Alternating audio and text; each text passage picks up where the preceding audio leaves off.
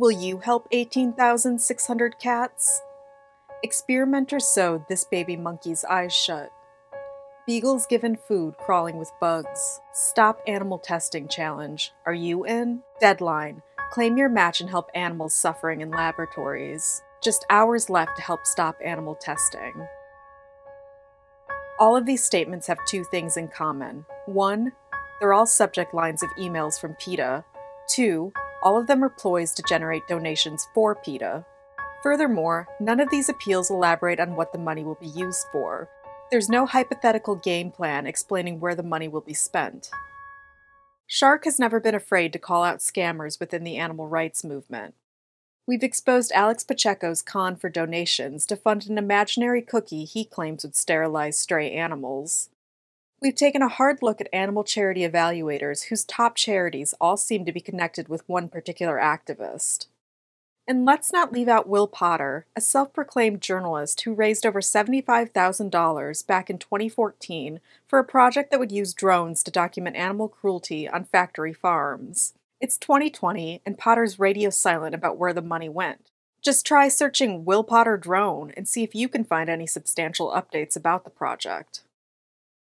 Shark will not stay silent when money raised on behalf of saving animals doesn't go towards saving animals, and PETA is no exception. Let's take a closer look at some of those emails I mentioned before. Experimenter sewed this baby monkey's eyes shut. The email reads, "On the very night Britches was born, experimenters wrenched the helpless baby macaque from his distraught mother's side. Soon afterward, they sewed his eyes shut with crude, thick thread, and strapped a bulky, heavy sonar device that made a constant screeching sound to his tiny head." An absolutely heartbreaking story, but at no point does PETA mention that the incident happened 35 years ago. Which begs the question of why is PETA using this story to solicit donations in 2020? In 2019, PETA reportedly raised over $50 million. But if PETA is raising money on stories that are over 3 decades old, what is that $50 million being used for? Let's take a look at another email. Beagles given food crawling with bugs. Quote, "In a crowded breeding mill in Virginia, a beagle spends day after day enduring chronic deprivation and loneliness in a rusty cage. The only food she has to eat is riddled with insect larvae, and the walls of her cage are stained with black mold and waste from other dogs caged above her." Below that paragraph is a plea for donations and a clip of a lab staff member violently abusing a beagle. This clip is from a 1997 documentary exposing the abuse of dogs held at Huntington Life Sciences in the UK. Once again, PETA is relying on evidence that is several decades old. This email is particularly relevant to Shark because it implies the donations will be going toward a campaign to get government entities to cut ties with Envigo.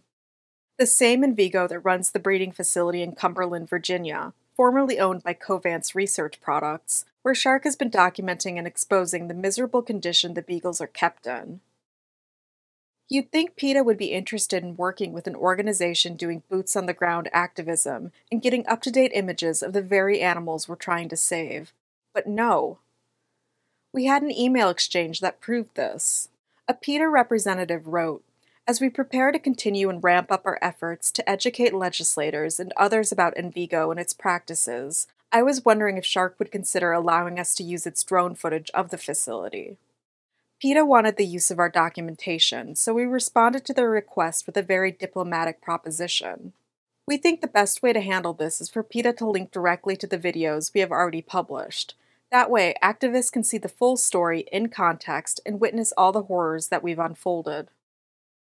Instead, PETA chose to recycle old footage from a completely different facility from years ago. They weren't interested in a joint effort to actually do something for these dogs. They just want the footage of others who are actually doing something, while they're too busy pandering for donations for themselves. We'll be staying on top of this issue to help inform people about PETA's money-grabbing tactics. To learn more about Shark's efforts to expose charities and individuals raising funds for purposes other than what they claim, please visit charitycops.com. Thank you for watching. Please like and share this video. You can subscribe to our channel to see more of our investigations and learn what you can do to help Shark help animals.